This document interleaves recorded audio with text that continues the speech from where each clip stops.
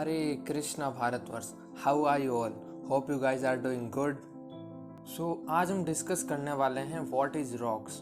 जी हाँ, आज का हमारा टॉपिक रहेगा कि चट्टानें आखिरकार क्या होती है, चट्टानों के प्रकार कितने होते हैं, चट्टानों का निर्माण किस तरह होता है। तो सारा कुछ आज डिस्कस करेंगे इसी सेशन में। So without any further delay let's get started. तो फर्स्ट ऑफ ऑल हम समझ लेते हैं कि चट्टानें आखिरकार होती क्या है, राइट।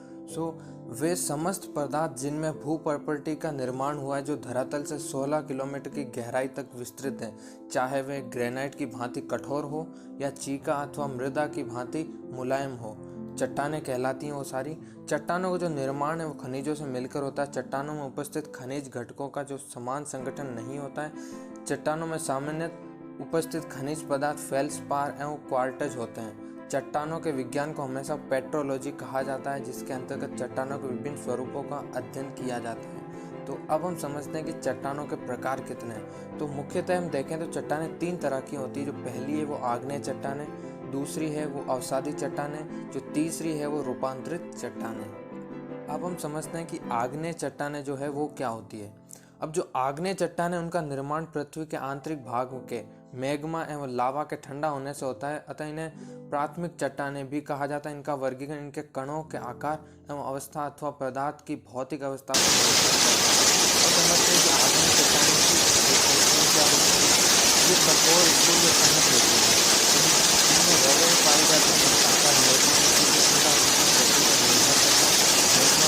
ठंडे होने से रवे छोटे तथा देर से ठंडे होने से रवे बड़े बनते हैं। और एक चीज़ ध्यान रखें, इनमें रंध्र नहीं पाए जाते हैं, जिनसे इनमें जल की जो सुगमता से प्रवेश नहीं कर पाता है। इनमें परतें नहीं होती, यानी लेयर्स इनमें नहीं पाई जाती है। ध्यान रखें, इसमें जीवाश्म भी नहीं पाए जाते। यानी आग्नेय चट्टानों में सबसे इम्पोर्टेंट जो विशेषता है वो ये है कि इनमें जीवाश्म भी नहीं पाए जाते हैं। और इन चट्टानों पर अपरदन क्रिया का प्रभाव बहुत कम मात्रा में होता है। चट्टानों में खनिज तत्व बहुलता से मिलते हैं, यानी जो खनिजों की मात्रा है वो अधिकांश पाई जाती है आग्नेय चट्टानों में।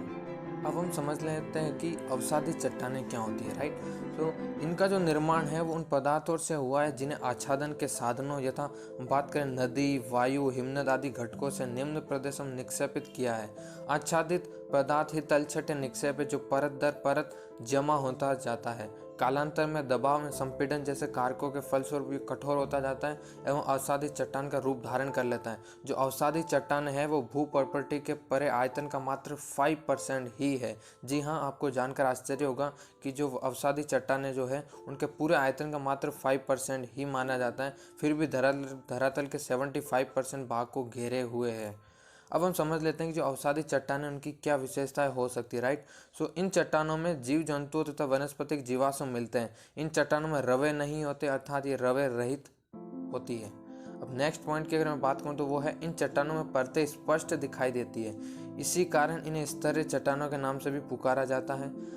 नेक्स्ट पॉइंट की बात करूं तो इनमें चट्टानें छिद्रमयी होती है। जिस तरह हमने लास्ट में बात की थी कि इसमें छिद्र यानी नहीं पाए जाते, इस तरह इसमें छिद्र पाए जाते हैं। बालू अथवा बजरी प्रधान चट्टानों में छिद्र बड़े तथा चीका प्रधान चट्टानों में छिद्र होते हैं।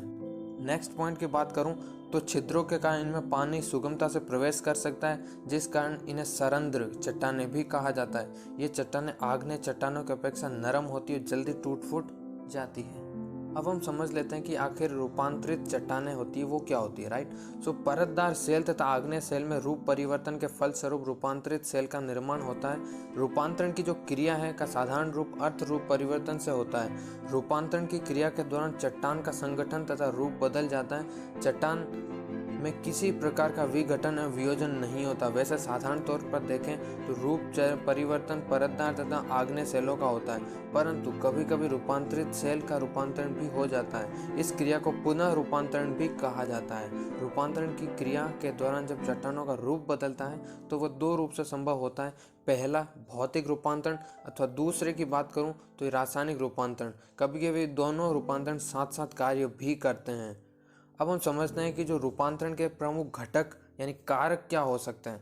तो ये बेसिकली जो पहला इंपॉर्टेंट कारक है वो है उष्मा। जी हाँ, हीट की हम बात कर रहे हैं। चट्टानों के रूपांतरण के लिए सर्व प्रमुख कारण उष्मा है, क्योंकि अधिक ताप के कारण मूल चट्टान पिघल जाती है, जिसका उसके खनिज कणों एवं कणों के क्रम में पर्याप्त अंतर आ जाता है। अब जो दूसरा इंपॉर्टेंट कारक है वो है संपीड़न। जी हाँ, कंप्रेशन की हम बात कर रहे हैं। पर्वत निर्माण की क्रिया के समय अथवा भू हलचल के समय जब चट्टानों में मोड़ आने लगता है तो उससे उत्पन्न दबाव के कारण चट्टानों के संगठन तथा रूप में परिवर्तन आ जाता है। इस प्रकार का जो खासकर पर्वतीय भागों में कार्य करता है। अब हम बात करते हैं कि घोल। जी हाँ, सॉल्यूशन की बात हो रही है। जल के साथ कार्बन डाइऑक्साइड तथा ऑक्सीजन के मिलने से रासायनिक क्रिया होती है, जिस कारण चट्टानों के रासायनिक पदार्थ तथा खनिज घुलकर जल में मिल जाते हैं। जब इनका संपर्क चट्टानों से होता है तो उक्त चट्टाने रासायनिक संगठन में काफ़ी अंतर आ जाता है। तो ये था आज का सेशन जिसमें मैंने कंप्लीट डिस्कस कर लिया तीनों चट्टानों के बारे में। आखिरकार चट्टानों से क्या फ़ायदा हो सकता है, चट्टानें किससे मिलकर बनती, तो सारा कुछ जिक्र किया है। तो आज के लिए बस इतना ही। Till then have a nice day, bye bye, take care, piece.